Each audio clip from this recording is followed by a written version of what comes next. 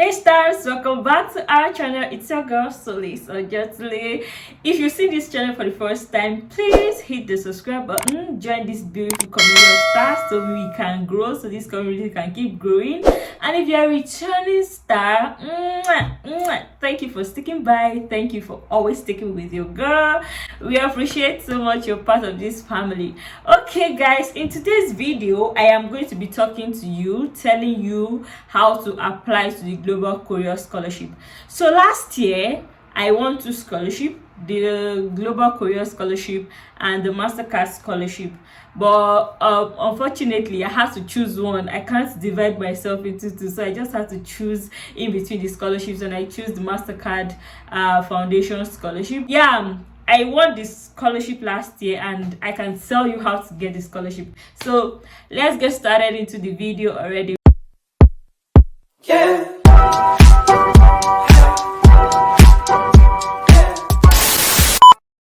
First of all, what is the Korea Government Scholarship or the Global Korea Scholarship? The Global Korea Scholarship is a fully funded scholarship that is being sponsored by the Korea government. South Korea, not North Korea, please. Yes, it's South Korea, not North Korea. So the scholarship is fully funded. Fully funded means it includes your flights, they are going to sponsor your visa, and they are going to pay your tuition. Do you understand? And then for some school will give you full accommodation, and they are also going to give you stipend. And for schools that won't give you accommodation, you have to use your stipend to pay. So pretty much every expenses that you're supposed to take care of while studying, the Korea government is going to take care of it for you. So that's what the Korea Scholarship is all about. One very important thing you should know when applying to the scholarship is that the Korea government has quota that they give to different countries every year. So it means this year they want to pick 13 Nigerians, but next year they may want to increase it to 20 Nigerians and choose maybe 15 Ghanaians, and this year they want to choose 6 Nigerians. So it all depends on the year that you're applying, the year of your application. So you want to check the quota that they are taking. So they have like quota for the embassy track and they have quota for the university track. I think last year they selected either 6 people from embassy track and then 7 also from the university track, and I think it totaled 13 people. So now let's talk about the documents that you need to apply to the Korea Government Scholarship or the Global Korea Scholarship, GKS. They used to call it KGSP before, which is Korea Government Scholarship, but it's now GKS, which is Global Korea Scholarship. Okay, I want to mention that the scholarship has both undergrad, graduate, PhD and research program, but in this video I am going to focus on the graduate route, which is applicable to masters and PhD. What I'm going to say is also applicable to undergrad, but I really cannot split myself like talking about the 3 at the same time. So what I'm going to do is that any example I'm going to draw it from the master's program, which is what I applied for. So please, if you're undergrad or PhD watching this video, what things I'm going to mention is applicable to you, but you have to like cross check with the website to just check, because I won't be drawing my examples from you. That is what I mean. Okay, the documents you need to apply to Global Korea Scholarship is just like the document you need to apply to every other scholarship.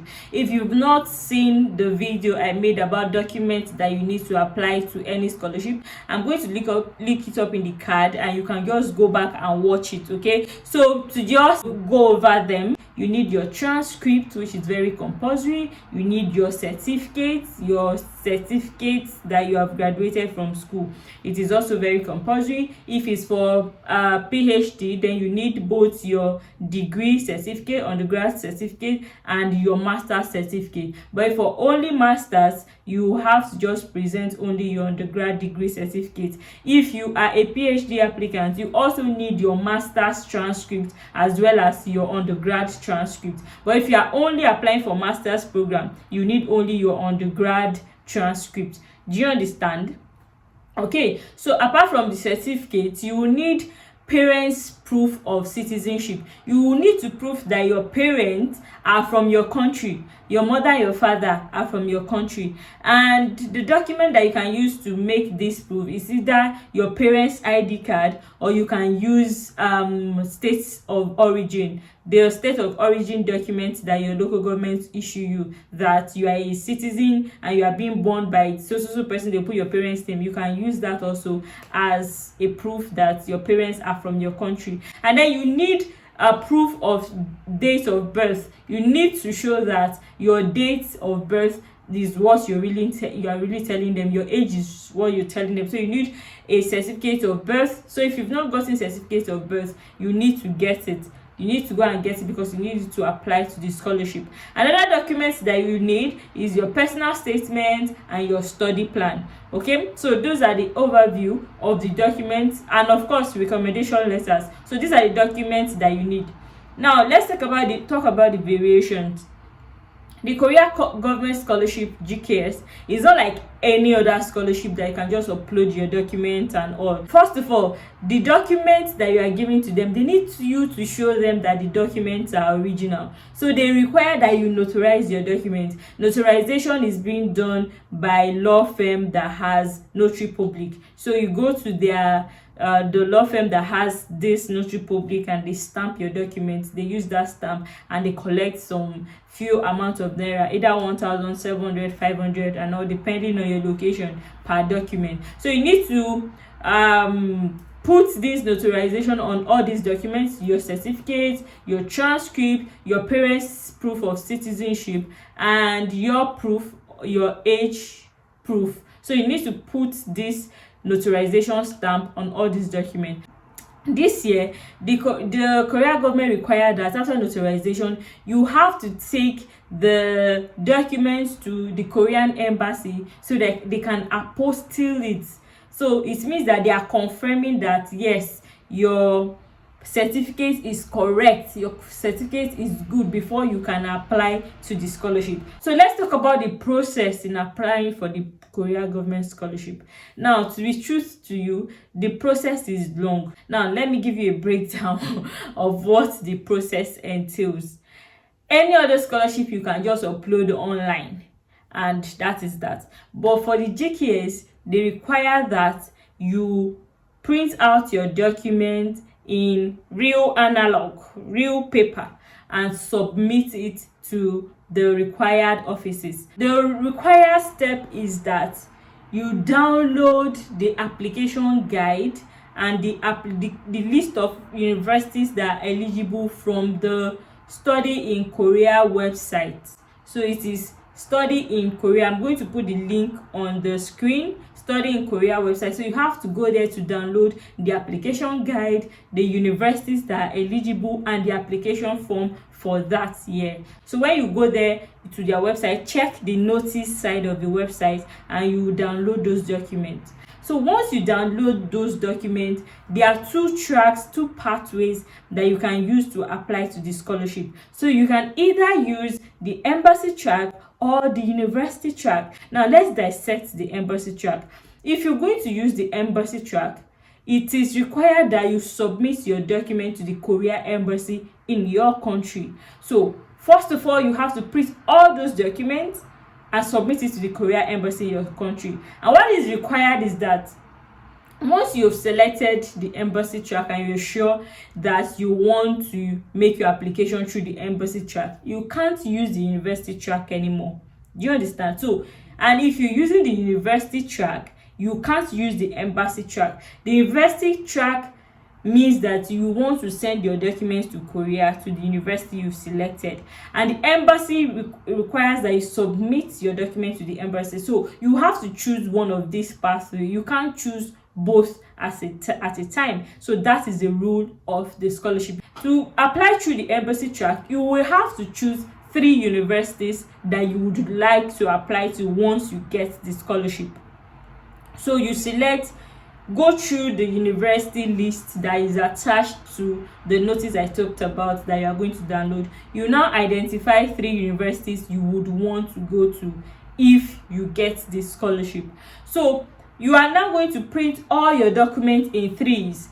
the application form you downloaded from the website, your recommendation letter, your certificate which you also notarized, and everything. So you are, and the recommendation letter, everything, you are going to print them out in threes: 1, 2, 3, all those documents, and you are going to file them and envelope them. All those documents, you envelope them and use seal to seal them, and then send it to Abuja, which is where the Korea embassy is.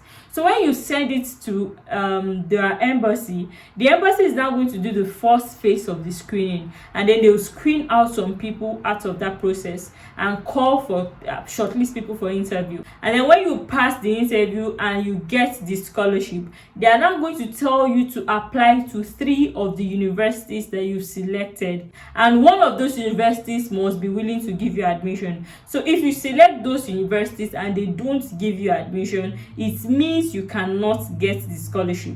Do you understand? So if you get the scholarship and no school find you worthy to give you admission, you have to forfeit the scholarship. You have to let go of the scholarship. So that is the trick, okay?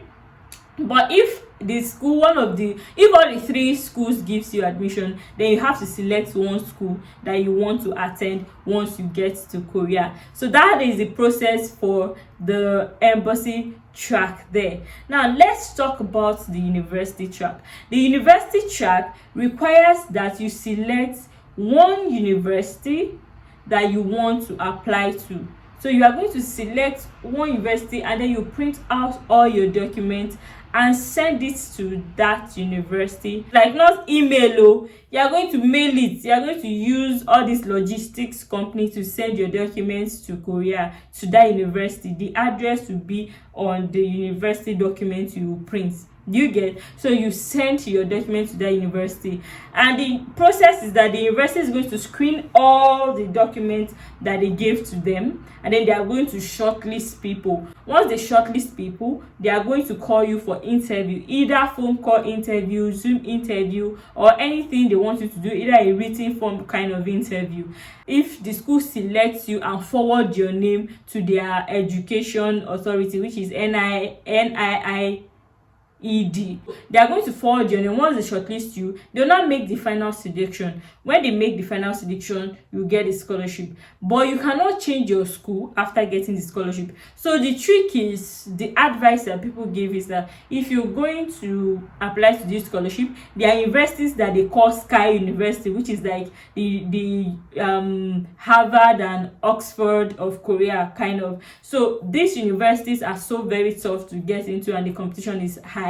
So most people advise that if you going to this university, which is Seoul University and Korea National University also, they advise that you just don't go for those Sky universities, so you stand a chance of getting selected. Let's talk about filling of the form. So when you print out the form from the website, you are required to fill the form by either handwritten, or you can use all these app like Adobe Fill and Sign, or Adobe Acrobat to fill those documents, and then you sign them. Then it is also required that you write a personal statement. So you write a personal statement. We have also done a very long seminar on how to write personal statement. Please, I'll link it up in the card. Go back and watch that video. Please go back and watch that video on how to write your personal statement. And then you are also required to write a study plan and a research proposal if you are a research student. If you're not a research student, you're a master's student, you are just required to submit a personal statement or study plan. Okay, and then there is room for you to take an IELTS or TOEIC or TOEFL and all, but it is optional.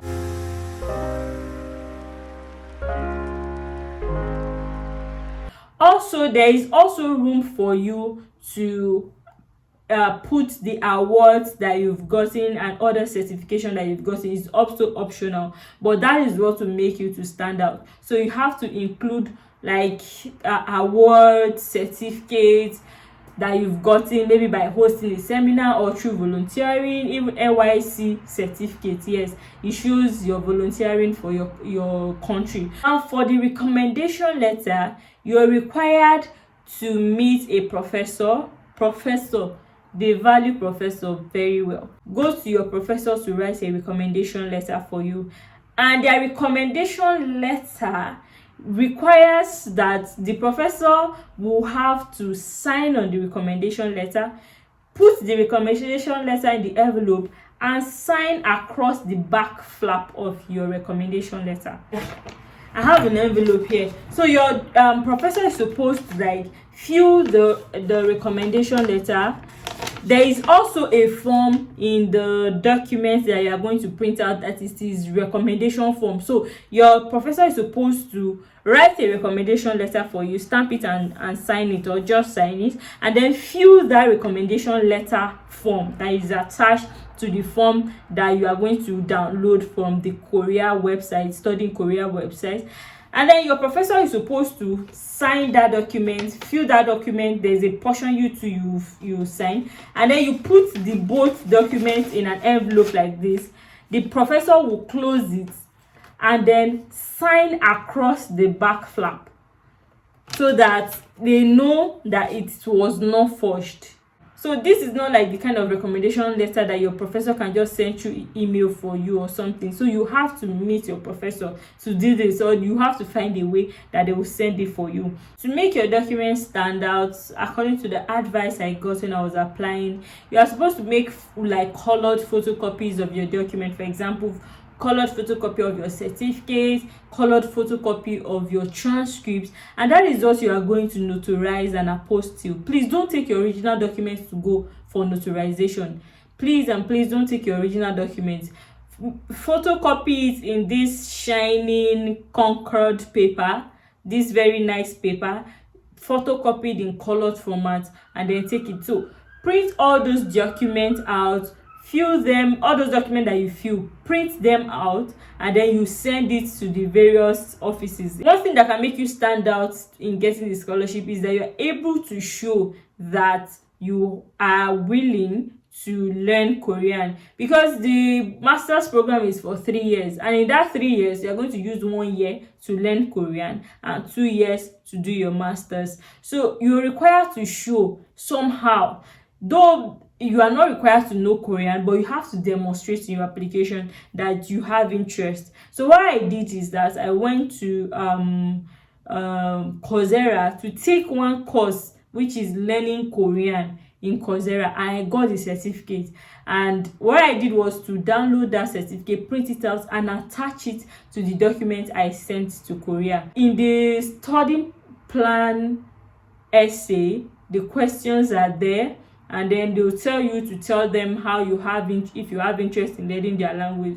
So in that section you can write how you've undertaken the course and how you are ready to learn the language, how you're willing to learn the language. So basically this is what the Korean scholarship is about. All those awards that you have hidden that you think is small, all those volunteering certificate they gave you, all those maybe you went to host one event for someone and they gave you certificate, please include these. All those things will make you to stand out. Okay, so this is basically everything you should know on how to apply to the Global Korea Scholarship. Some of you sent me a message that you can't find a place to apply. No, the application process is not online. It's either you send your documents to embassy or you send it to the university. So that is what it entails. So I hope this video was helpful in helping you to apply to the scholarship. You have to start now, and if you can't start now, you can look out to when it will open next year. You can start your application now and submit it next year. It all depends on if you can meet up with this year, because the application timeline is not too long. It's always 1 month and 1 week kind of, so it's not just too long for you. So yeah, I hope this video was helpful in helping you to get the scholarship. It can help you to achieve your study in Korea dream. And Korea is a beautiful country. See me marketing Korea, of course. It's very beautiful. I love like the pictures I see from there. So yeah, this is it. Thank you for sticking. Thank you, and I hope this video was helpful in helping you to apply to the Global Career Scholarship. I'll see you again in my next video. Bye bye.